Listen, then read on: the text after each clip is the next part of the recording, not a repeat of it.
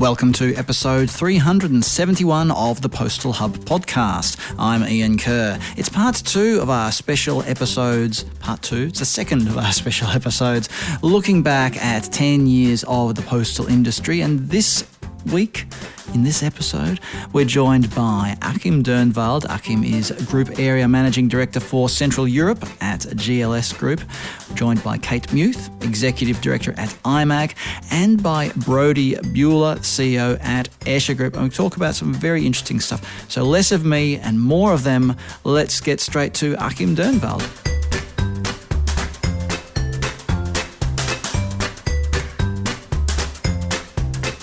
I'm joined now by Achim Dünnwald. Achim is Group Area Managing Director for Central Europe at GLS Group. Achim, welcome back to the Postal Hub podcast. Over the last 10 years, what have you observed? What kind of changes have you observed? And I should mention, you're at GLS now. You were previously at Royal Mail, you're Chief Operating Officer at Royal Mail. And prior to that, you were at DHL and held senior roles at DHL. So over the past 10 years, what have you seen? What are the changes and the things that haven't changed that you've noticed? So, Ian, thank you. And first of all, thanks for inviting me to speak again on the Postal podcast. So a few things that have changed, if I reflect and I go back 10 years, so to 2015. So first of all, in the parcel industry, where I've been working all that time, we've seen a lot of market growth from B2C. It has started before 2015, as you know, but B2C has continued to drive market growth and volume growth. We saw this explosion during COVID. Everybody sat at home and embellished their immediate surroundings. So an explosion of B2C volumes during COVID. And then after COVID, and remember during COVID, we all thought the world is going to change. We're never going to go back to the office again and so forth. But lo and behold, we are going back to the office. So Corona was a golden moment for the parcel industry. And that was followed by what I call the post-Corona blues. And what we've really seen, I think, is a reversion to the trend line, to the longer-term trend line, more or less. We're at significantly higher volumes, but we would have gotten there without the hump, I think, anyways. But so that, I think, was a major event and a major challenge. At the end, a positive one, I think, because it has stretched our abilities in the industry. But that was a major event during those 10 years. Secondly, I remember when we did our first interview 7 or 8 years back, Ian, I think I talked about speed, reliability, and flexibility as three things that a parcel operator needs to get right. And I think what has changed more than anything else and where the industry has developed is on flexibility, especially for consumers. So have your parcel where and when you want it. The way that we interact with carriers, or the interaction works between carriers and customers, leveraging digital touch points, I think that has very much developed, and more so, I think, than on speed and reliability. So flexibility has definitely grown along with transparency and the possibility to interact. And I think in the similar scope, everybody nowadays talks about out of home.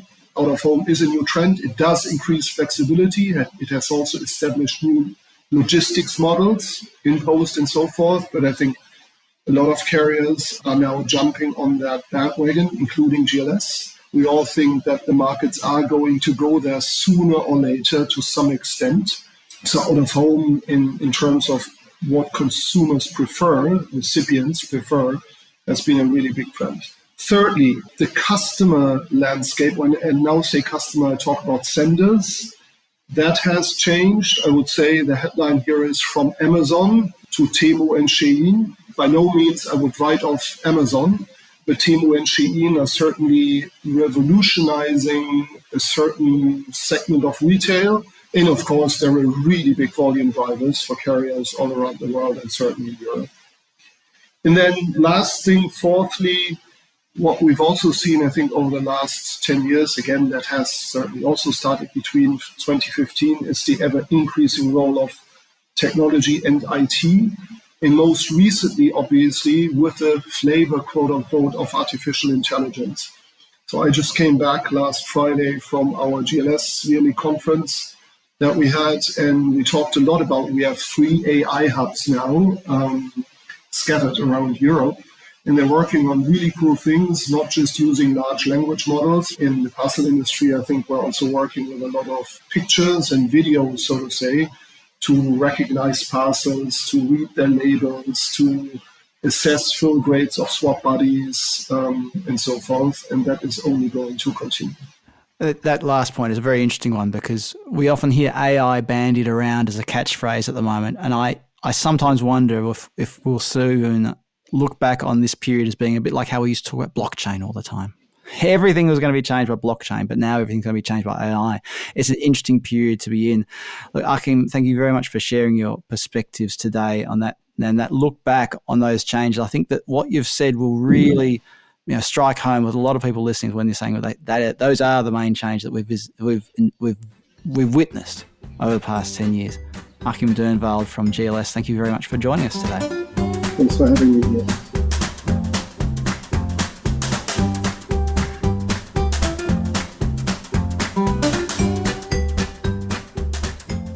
Joining me now is Brody Buhler. Brody is the CEO of Escher Group. Brody, welcome back to the Postal Hub podcast, and thanks for being part of this special 10-year anniversary edition of the podcast.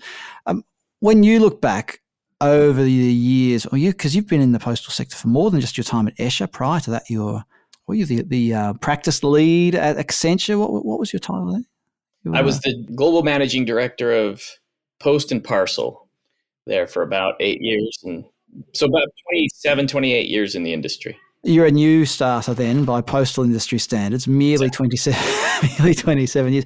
But if you look back, perhaps not over 27 years, but over the last decade, what are some of the big changes that you've seen in the postal and the broader delivery sector?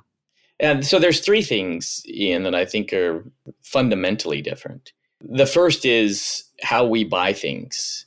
If you go back 10 years, e-commerce was emerging and was at a very different level than it is for most people today, certainly in my house. You get a package or 2 a week versus a package or 2 or 3 a day. And part of that's driven by just the fundamental mindset change of, I'm going to buy samples, if you will, and then I'll send back what I don't need. I'll give you a simple example. A recent example, my daughter's getting married in 2 weeks. I think we have something like 16 dresses in my house right now for my wife for the reception. And I hope that 15 go back.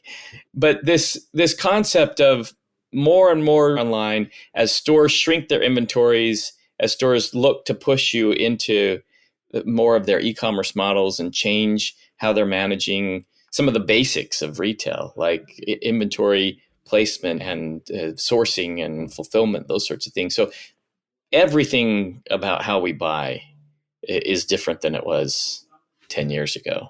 I mean, there are terms like showrooming and bracketing and all these things that we weren't talking about really. Yeah. And what you're talking now is then. So yeah, I agree. That's a big thing that we've seen. What else have you seen over the last 10 years? So the second, as I reflected on this, is who delivers. If you go back 10 years, it was the delivery companies doing the bulk of the delivery. There was a lot of debate. I remember having a discussion with a senior, it was a CEO of a European postal company, and said, Amazon enters where the post isn't performing. But if the post is performing, you don't have to worry. Amazon's always going to use you. You just have to provide quality service. And now in that country, 30% of Amazon volume is delivered by Amazon. So you got marketplaces delivering. You've got local to local startups. If you reflect on the inventory placement changes that retailers have made, everything's closer. And so end-to-end networks are becoming less and less important as that local to local connection. And they fulfill from local fulfillment or micro or even from store. And so it's changed the who can deliver. And if you look at just do a little analysis on your own household, you'll see that it's varied. And there's a bunch of fragmentation that I think is going to play out. I think it will change over the next 10 years. But right now, we've got a very fragmented delivery market and a lot of players that weren't there 10 years ago. Is that really the logistics and delivery sector reflecting what e-commerce wants? I mean, they wanted to deliver faster, so they moved their fulfillment and forward stocking fulfillment centers closer to the consumer. So we had to react. Is that what you're seeing? That's a big part of it. If you go back 10 years, you and I on one of these podcasts probably debated whether same day was a thing and will it always remain niche. And now those debates are gone, right? That wasn't Amazon. It was Walmart. Their CFO said, we're going to continue to invest in speed because speed changes revenue growth. This is an accelerant, every metric a retailer cares about. And so it's not about, do I need it? What do I need that day? It's about the offer that changes the buying behavior, that changes the market share, that changes the share of wallet.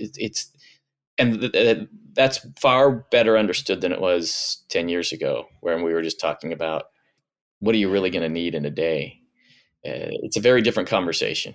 Yeah, what do you really need fast?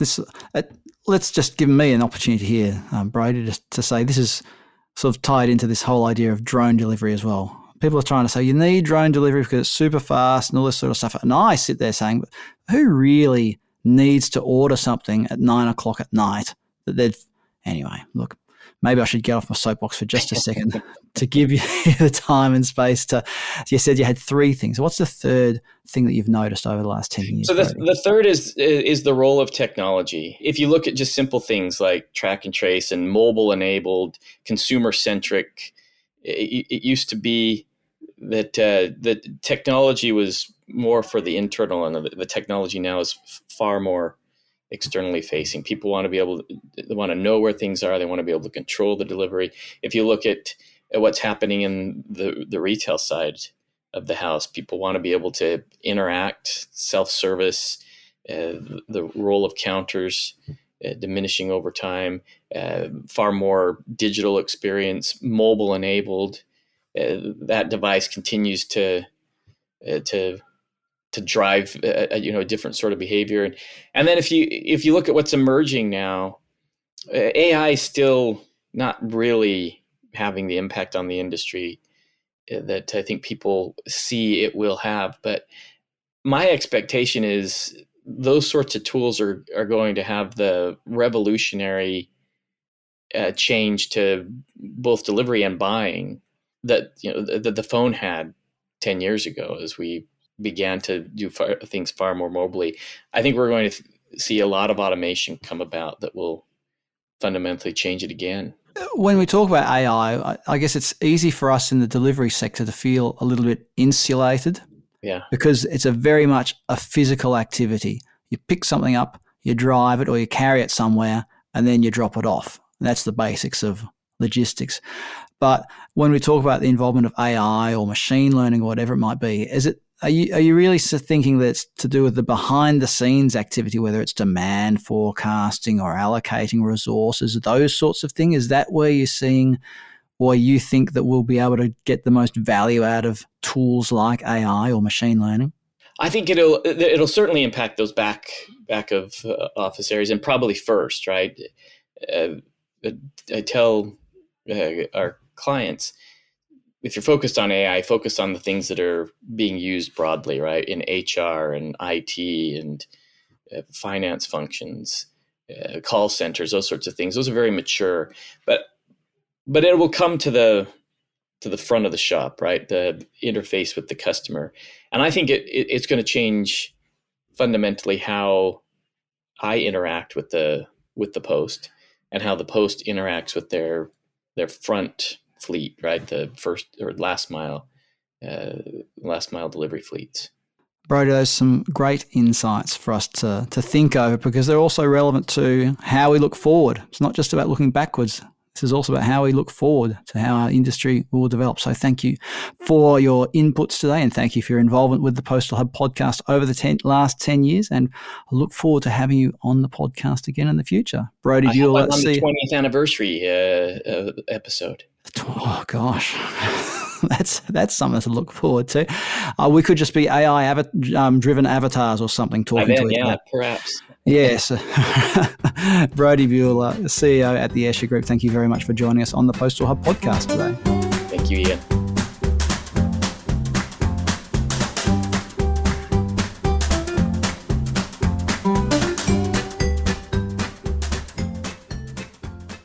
I'm joined by Kate Muth. Kate is Executive Director at IMAG, the International Mailers Advisory Group.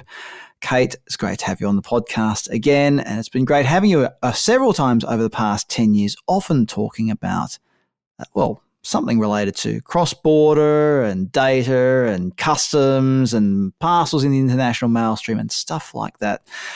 So our theme is what's happened over the past 10 years. What are some perspectives on the journey, as some people like to say, we've been on over the past 10 years? What's sort of stood out for you looking back over the past 10 years? Yeah, well, first of all, thank you. And secondly, happy anniversary. This is a real joy to be back on the 10-year anniversary.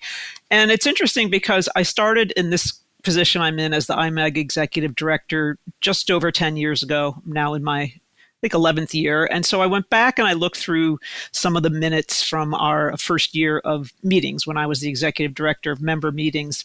And I saw that we'd had a speaker from the State Department who one of his presentations was mentioning that the POC, the Postal Operations Council at the UPU, had just approved going in the direction of requiring advanced electronic data, or EAD, among the postal operators from postal operators as they exchange goods through the postal channel. And I thought, well, that's kind of nice. You and I are always talking about that. Isn't it kind of cool that it was 10 years ago? And so I just got me thinking about what an important part of the global ecosystem that is, how important data is, and how much it's kind of taken a while for us to get even where we are, and perhaps how much more we might need to do. I think the current situation with, at least in the US, with the tariffs and the loss of the de minimis exemption for China and Hong Kong has kind of highlighted one piece where I think there still needs to be some work to do, which is the difference between, kind of closing the gap between what is required data in the commercial environment and what is required in the postal channel. And is that a global thing, really, closing this gap between the private operators and the postal carriers?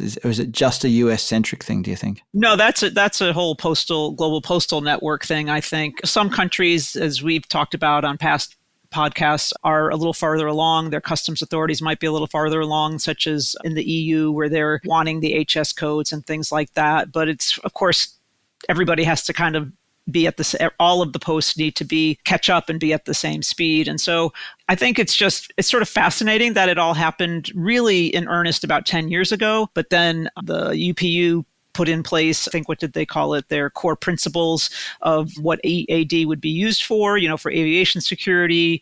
There would obviously be an economic purpose. So countries were collecting the right tax revenue and things like that. But then it took another 4 or 5 years before it was a required, in the global postal network anyways, that it would be required that posts would have to exchange the electronic data between and amongst each other. So it's sort of been a slow rollout. And of course, we're taking a little bit of time to get everybody to catch up. But I just found that sort of interesting that this has sort of matched the timeline of the Postal Hub podcast. Well, and this theme of data, it really has grown, hasn't it? It's so important now when we're talking about all these different initiatives that have come out of Europe and the discussions about what's going to happen with de minimis and all this. Data seems to be at the core of all of this.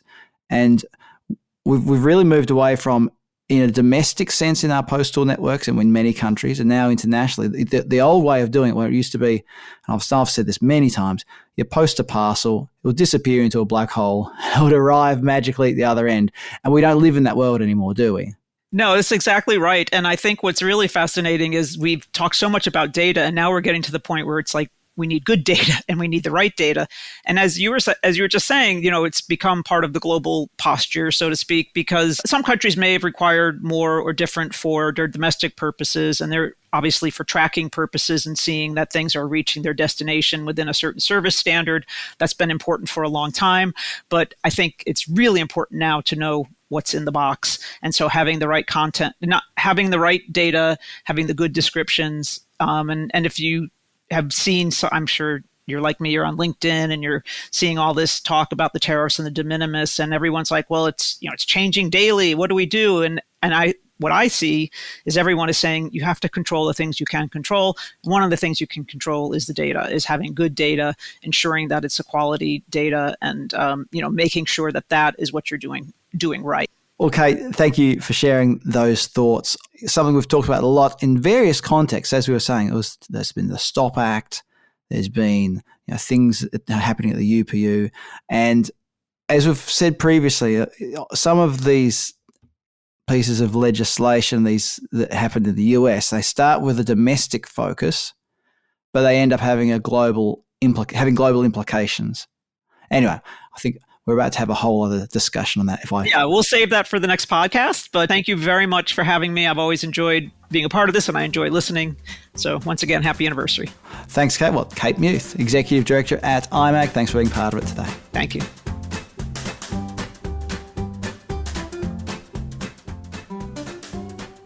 Next week on the Postal Hub podcast, I'll be joined by Kathy Morrow-Robertson from Logistics Trends and Insights, Mike Richmond from Blue Yonder, and Mark Fallon from the Berkshire Company as we continue our perspectives from industry leaders on the past 10 years of the postal and delivery sector. Please do subscribe to the podcast in your favourite podcast platform, be it Apple Podcasts, Google Podcasts. Google Podcasts doesn't exist anymore.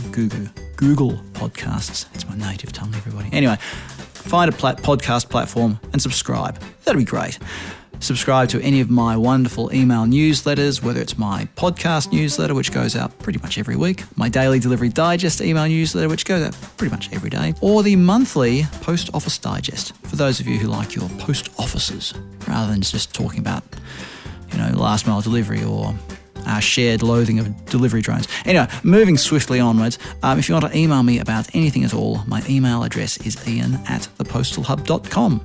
I'm Ian Kerr. Thanks for listening in, and I look forward to your company next time on the Postal Hub podcast.